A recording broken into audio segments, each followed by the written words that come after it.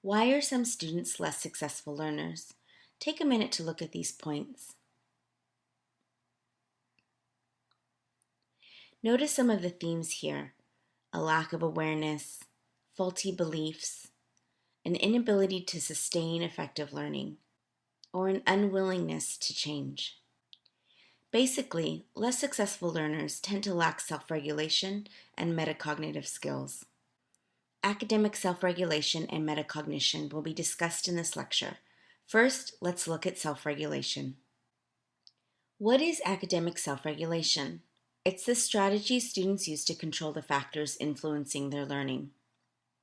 Self-regulated learners use appropriate strategies to manage motivation, behavior, and learning.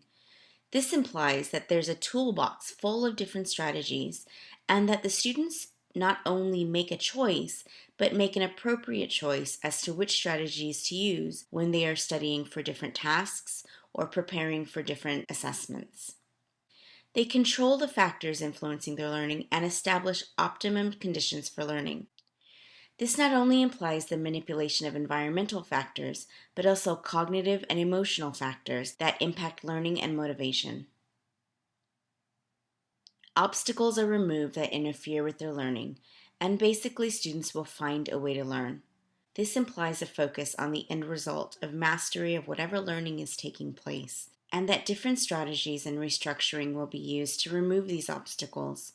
Finding a way to learn not only implies that learning is important, but implies that the student has self-motivation, and the student is able to continually re-motivate themselves to achieve the end goal of learning. Let's conduct a short self-assessment. Are these statements typical of you always, sometimes, or never? Take note of which questions may present more of a challenge for you and which may be strengths.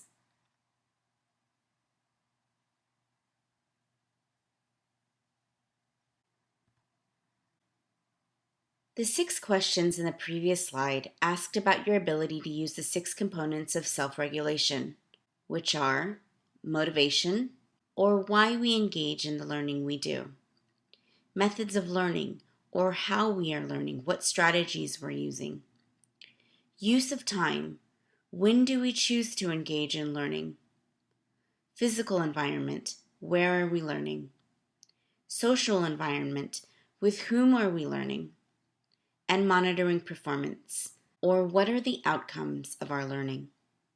Each of these areas is crucial in becoming a self-regulated student.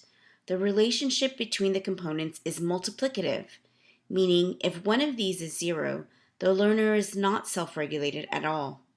Learners need to be efficient in all 6 components in order to successfully regulate their learning. For example, a student can be very motivated to study for an exam, coordinating a study group way in advance, using the best of learning strategies, including past quizzes and assignments to determine their strengths and challenges in the course. But if the student is not regulating their physical environment and they are attempting to hold the study group in their dorm, this can cause the study group to be a complete failure. Their roommate can bring friends over to hang out. The smell of dinner down the hall can distract some students and cause them to angle for an early ending to the group.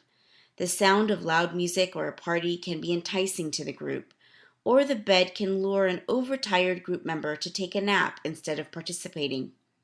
Again, the most successful learners use all of the components of self-regulation. Let's look at them each individually. Motivation, or why we learn. There's a lot of common wisdom in society about motivation, but what do educational psychologists say about it? Motivation are the goals, beliefs, perceptions, and expectations that give behavior its energy and direction. Without goals, one does not have motivation, or may have what's called pseudo-motivation. Think about yourself when you were writing your last paper. When you were faced with distractions, did you motivate yourself to complete the task anyway? Did you have a goal in the first place, like finishing the first section of the paper, or finding appropriate resources in order to write it? Can one be motivated without a goal? Unfortunately, no. Without a goal, it's likely that a student will give up when first faced with distraction or difficulty. Think about some specific goals that you have. These can be academic, extracurricular, or personal goals. When we have goals or an end result in mind, we tend to push through obstacles and find a way to achieve our outcome. In fact, the most successful people know how to motivate themselves when they do not feel like performing a task. This is an important note, as we'll find throughout the semester that motivation is really more of an affect or emotional issue. Some examples of self-motivating techniques are goal setting, positive self-talk, arranging rewards or punishments for success or failure at a task. For example, giving yourself some screen time after completing the first section of your paper. We'll go more thoroughly into each of these techniques throughout the semester. Methods of learning, also known as learning strategies, are the methods students use to acquire information. Learning strategies are like a toolbox. Think of a construction worker. If someone is building a house, a hammer and nails are extremely important, but a variety of tools are needed to complete the structure. The same is true in academics. A student cannot study in the same manner for essay exams as they would for multiple choice or true-false exams. Different tasks require different study strategies in order to maximize learning. The simple fact of academic survival and excellence is that higher achieving students use more and better learning strategies, such as turning headings into questions and only underlining the answer. But many students believe that they're not successful due to ability, when in reality, they have never been properly taught how to learn. Use of time also greatly impacts self-regulation. Time management is a skill that can be developed. And ultimately, students with better time management skills tend to have higher GPAs than students with poorer time management skills. This is contradictory to common beliefs that tests such as the SAT are great predictors of final GPAs in college. In fact, even in graduate school, time management skills, along with self-testing skills, were better predictors of first semester medical school grades than the MCAT scores. Students that have issues with time management usually only plan short or not long-term goals. They are focused on the urgent tasks at hand, such as finishing a paper that's due the same day or the next day, and not the necessary or important tasks, such as planning for a paper that's due the following week. Although we can't actually manage time, we can manage ourselves. And many students believe that there's not enough time to complete the tasks ahead of them, when in reality, students do not know how to manage the amount of time available each day. In discussing use of time, we'll also look at procrastination, which common wisdom says is a lack of time management skills. Throughout the semester, as we take a look at both time management skills and procrastination elimination strategies, we'll see that procrastination is actually a motivation issue. The regulation of the physical and social environment is the ability of learners to restructure their physical and social environments to meet their needs. High achievers reported greater use of not only environmental restructuring, but also help seeking. What is environmental restructuring? This is the ability to locate places to study that are quiet and not distracting. It is important to know how to restructure physical and social environments to meet needs. You will likely find out, if you haven't already, that studying in your dorm room is one of the absolute worst places to study, ranking somewhere between the 405 freeway and rush hour traffic and a Tiesto concert. When thinking about structuring your social environment, think of the following questions. When should you study alone or with others? How do you seek others to study with? Who do you study with? How does one seek assistance or guidance from a professor? And what questions are okay to ask in class or in office hours? We know that students who need help the most seek it the least. This fact may be affected by the student's faulty beliefs about their learning. For example, if a student has a fixed mindset and their focus is on proving that they're smart or proving that they've got it, they're going to be less likely to seek help, because this would be evidence that they may not have everything that they think they have or that they're trying to prove that they have in terms of intelligence. and so a student who needs help would be less likely to seek it. Monitoring one's own performance allows a learner not only to control and critique their performance, but also to become their own coach or mentor. This allows them to make the necessary changes to meet the goals. In order for this to happen, students need to look at their exams or assignments in depth and go thoroughly through the feedback that they've received. Unfortunately, this is not the reality. What do students usually do with their exams? They look at the grade that they received and then they put it away. Most of the focus on the assignment is done up front when preparing for the assignment, and very little is done afterwards. This could be a crucial mistake when becoming a self-regulated learner. Self-directed learners go thoroughly through the feedback they've received and find new areas for their effort to focus. This ensures continual improvement and continual focus of their efforts. In essence, self-regulated learners learn to evaluate their performance before it evaluates them. So why does self-regulation matter to your learning and motivation? As undergraduate students, you've surely found that in college there are many more distractions. The work is harder and there is more of it, and it's faster paced.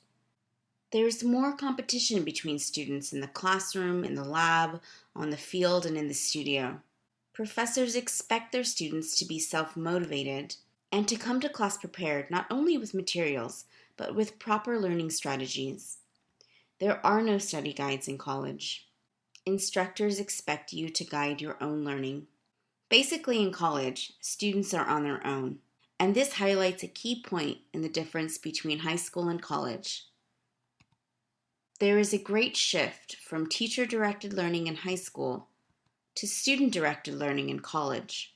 Students become the CEOs of their own college career, and it is expected that they are motivated and self-directed to not only set goals, but to achieve them.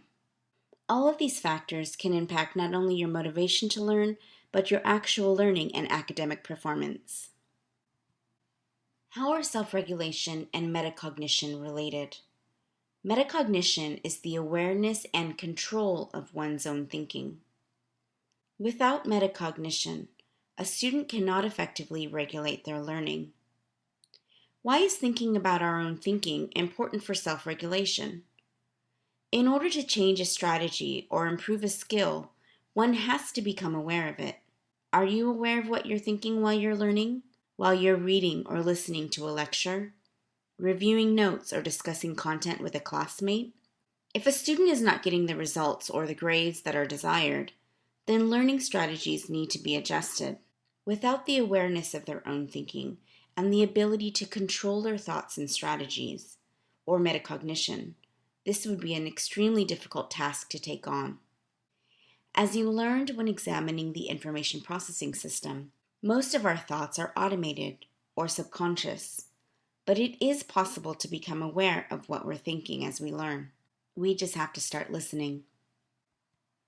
So what is metacognition?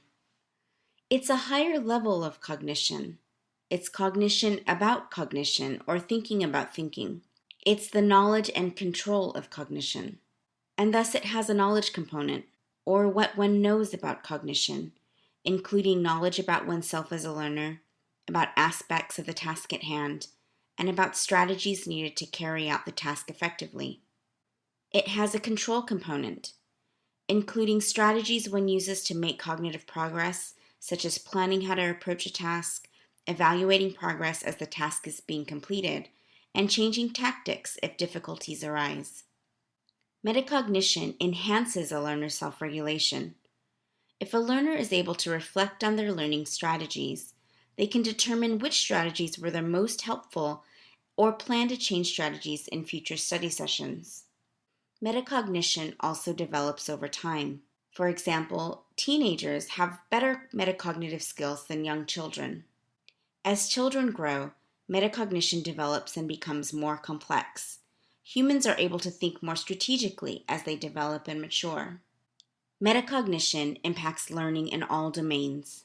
It is useful in learning situations, whether a learning is prepping for an exam, writing an essay, solving a calculus problem, composing music, honing a new skill on the court, or learning new skills for their job.